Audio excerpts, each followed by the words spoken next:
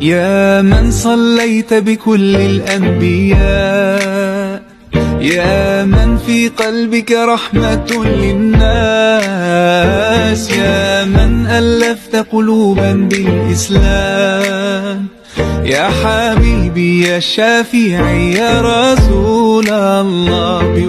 Hello everyone, আসসালামু আলাইকুম। আশা করি তোমরা সবাই খুব ভালো আছো। আমিও আলহামদুলিল্লাহ ভালো আছি। আজকে তোমাদের সাথে আমি রমজানের 6 নাম্বার দিনের ব্লগটা শেয়ার করব, যেটা কিনা ছিল 24 ফেব্রুয়ারি 2026। আজকে সেহরিতে আমাদের সবজি ভাজি আর ডাল ছিল। তো সেহরি করার পরে আমি নামাজ পড়ে একটু ঘুমাই। আর আজকে সকালে আমার ক্লাস ছিল 8:40-এ।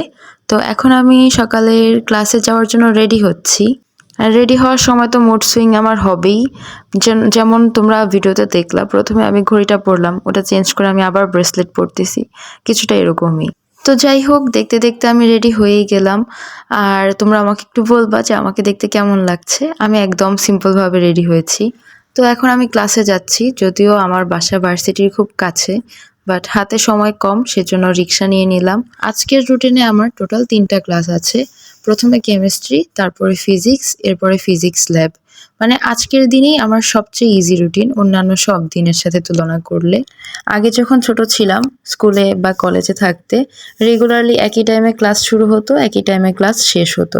কিন্তু ভার্সিটির ক্ষেত্রে সেরকম না, এক এক দিন এক এক টাইমে ক্লাস থাকে, এক এক টাইমে ক্লাস শেষ হয়, যার কারণে স্লিপিং স্কেজুয়েলেও একটা হিউজ চেঞ্জ আসছে। তো আজকে ল্যাব থেকে আসার পরে আমার মন খুব একটা ভালো ছিল না, তাই আমি বেশি আর ভিডিও রেকর্ড করিনি তখন। আর এই যে ফ্যানটা দেখতে পাচ্ছ, এটা আমার আব্বু বাসা থেকে পরিষ্কার করে নিয়ে আসছে, একদম নিট অ্যান্ড ক্লিন ভাবে। আসলে ঘটনা হচ্ছে যে আজকে আমার রুমের ফ্যান চেঞ্জ করা হবে। আমার রুমে আগে থেকেও একটা ফ্যান ছিল, সেটা ছিল আমার রুমে আগে যে থাকতো তার। তো এখন যেহেতু গরমের দিন চলেই আসছে আর আমার বাসায় একটা এক্সট্রা ফ্যান আছে, তো সেজন্য আমি আব্বুকে বললাম যে আব্বু আমার রুমে ফ্যানটা লাগানো লাগবে। আর তাই আব্বু আমার রুমে ফ্যান লাগানোর জন্য চলে আসছে। আর আমার রুমে হয়তো তোমরা চেঞ্জটা খেয়াল করতে পারছো। তো আমার রুমে আসার পরেই আমার আব্বু বলল যে আমার ওয়ার্ড্রোব আর আমার টেবিলটা যদি আমার খাটের জায়গায় নেওয়া হয়, আর খাট যদি টেবিল আর ওয়ার্ড্রোবের জায়গায় আসে, তাহলে রুমটা দেখতে সুন্দর হবে। তো আমিও তার কথা সায় দিলাম, অ্যান্ড যেই কথা সেই কাজ। এরপরে আমার রুমটা চেঞ্জ করা হলো। তোমরা একটু আমাকে কমেন্ট করে বলবা যে আমার রুমটা দেখতে এখন কেমন লাগতেছে। এখন আমি রেডি হচ্ছি, মূলত আজকে বাইরে ইফতার করতে যাব সেজন্য। তো ভার্সিটি থেকে আসার পরেই আমি গোসল করলাম, নামাজ পড়লাম, আর আমার ঘর দোর গুছালাম। কারণ এই যে ফ্যান লাগানোর জন্য ঘর এলোমেলো হয়েছে, তো ঘর তো আমাকেই গুছাতে হবে। তো আমি যেহেতু খুব সিম্পল থাকি, বাট আমার লিপস্টিকের প্রতি একটা অন্যরকম ভালো লাগা কাজ করে।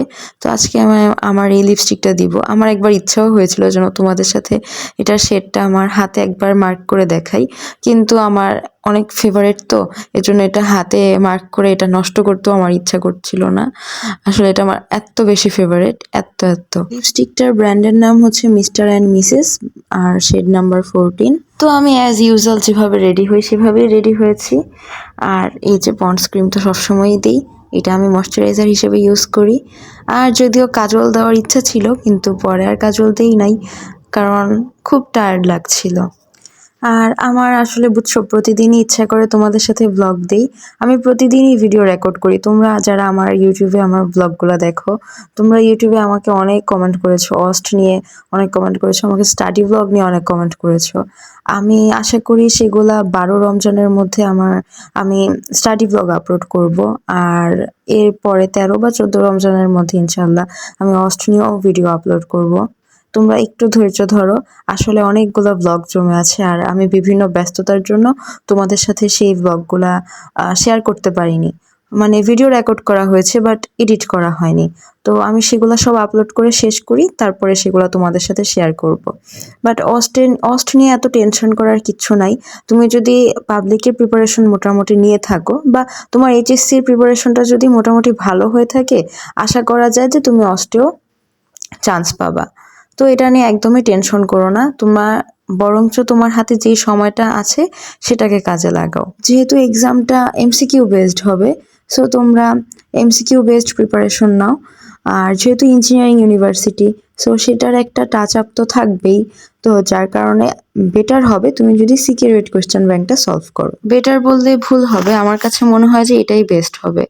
যদিও এটা নিয়ে আমি একটা লং ভিডিও আপলোড করব তোমাদের সাথে, তোমরা জাস্ট একটু ধৈর্য ধরো আর যেটা তোমরা পারো সেইগুলা কমপ্লিট করতে থাকো। এখন তুমি যেই চ্যাপ্টারগুলো কমপ্লিট করেছো সেগুলোর সূত্রগুলো ভালো করে পড়ো আর হচ্ছে এমসিকিউ প্র্যাকটিস করো সিকিউরিটি কোয়েশ্চেন ব্যাংক থেকে। প্রতিদিন রুটিন করে একটু পড়ো, যেহেতু রমজান মাস আর রমজান মাসে সব কিছু রুটিন মাফিক চলা সম্ভব, সব কিছু যেহেতু আমরা টাইমের মধ্যে সব কাজ কমপ্লিট করি সেজন্য। তো রুটিন মাফিক পড়াশোনা করো, ইনশাল্লাহ তুমি পারবা। আর অনেকেই জিজ্ঞেস করেছিলা যে কোয়েশ্চেন ইংলিশে হয় নাকি? না, শুধু ইংলিশে না, বাংলা প্লাস ইংলিশ দুটোটাই হয়। তো এখন আমি যাচ্ছি বনানীতে স্টার কাবাবে আজকে ইফতার করব।